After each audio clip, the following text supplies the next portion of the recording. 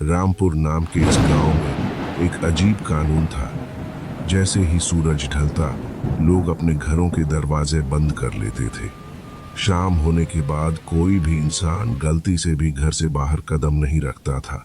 गांव वाले कहते हैं कि शाम ढलने के बाद उस पुरानी हवेली से कुछ ऐसी आवाजें आती हैं जो सुनने वाले का दिल दहला देती हैं। आर्यन अपने YouTube चैनल के लिए हॉरर शूटिंग करने अपने कैमरामैन के साथ रामपुर गांव आया था। गांव की डरावनी कहानियां और उस पुरानी हवेली का रहस्य सुनकर उसे लगा कि यह उसके चैनल के लिए परफेक्ट कंटेंट होगा, लेकिन उसे बिल्कुल अंदाजा नहीं था कि जिस डर को वह कैमरे में कैद करने आया है, वही डर उसकी जिंदगी बदलने वाला था।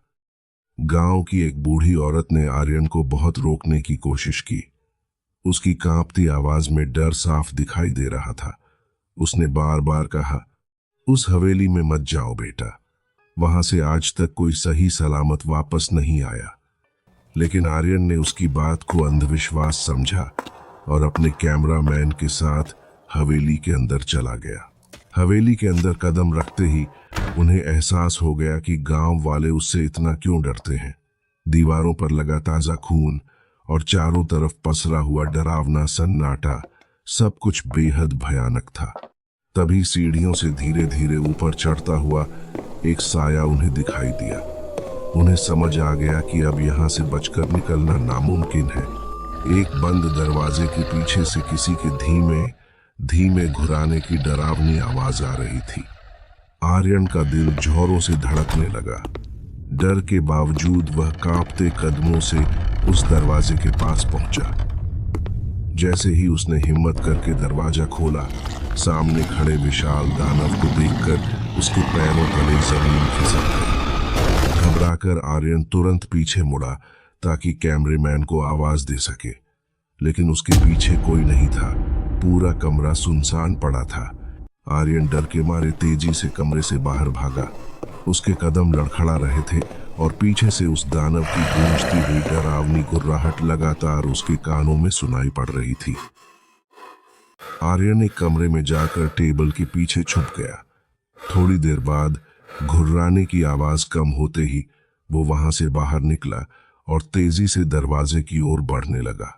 वो दौड़ते हुए दरवाजे के पास पहुंचा, लेकिन लाख कोशिशों के बाद भी दरवाजा नहीं खुल रहा था। डर से उसका पूरा शरीर कांप रहा था। आखिर उसने आंखें बंद करके भगवान का नाम लिया और तभी अचानक एक तेज रोशनी पूरे कमरे में फैल गई। अगले ही पल दरवाजा अपने आप खुल गया। वो जल्दी से अपनी गाड़ी में बैठा, कांपते हाथों से गाड़ी स्टार्ट की और बिना एक पल रुके तेजी से उस मनहूस हवेली से दूर भाग निकला। आर्यन गाड़ी चला रहा था, तभी उसे ऐसा महसूस हुआ जैसे उसके पीछे कोई दौड़ रहा हो। डर के मारे उसने गाड़ी का एक्सीलेटर और बढ़ा दिया और वहां से तेजी से भाग निकला। आर्यन को रास्ते में एक मंदिर दिखाई दिया।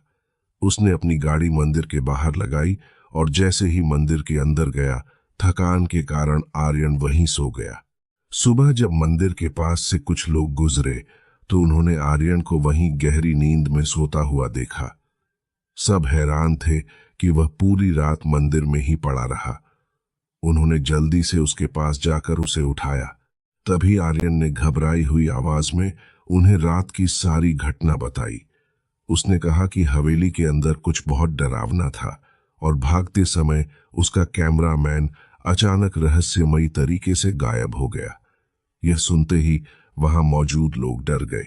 वहां मौजूद पंडित जी ने बताया कि उस हवेली में सालों पहले एक तांत्रिक किसी बड़े दानव और आत्माओं को अपने वश में करने की कोशिश कर रहा था, लेकिन उसकी रहस्यमयी मौत के बाद उसकी लाश तक नहीं मिली। तब से जो भी उस हवेली में गया वह कभी लौटकर वापस नहीं आया। पंडित जी ने कहा, तुम बहुत खुश नसीब हो बेटा, जो वहां से जिंदा लौट आए। आर्यन, पंडित जी और गांव के कुछ लोग उस हवेली के पास कैमरामैन को ढूंढने के लिए गए। जैसे ही वे लोग हवेली के अंदर गए, वहां का मंजर देखकर सबके होश उड़ गए। चारों तरफ दीवारों और फर्श पर ताजा खून फैला हुआ था और पूरा माहौल डरावने सन्नाटे से भरा था। आर्यन, पंडित जी और गांव के लोग अलग अलग कमरों में जाकर कैमरामैन को ढूंढने लगे, लेकिन काफी देर तलाश करने के बाद भी उसका कहीं कोई निशान नहीं मिला। पंडित जी ने पूरे मुख्य दरवाजे पर बड़ा सा ताला लगा दिया। फिर उन्होंने मंत्रों का जाप करते हुए चारों ओर पवित्र धागे बांधे और हवेली को मंत्रों से बांध दिया कि वहां मौजूद बुरी शक्तियां हमेशा के लिए उसी हवेली में कैद हो गईं। आज भी कोई उस हवेली के पास से गुजरता है तो उसे किसी के पुकारने की डरावनी आवाज सुनाई देती है, मानो उस हवेली में कैद वह आत्मा आज भी उस ताले के खुलने का इंतजार कर रही हो।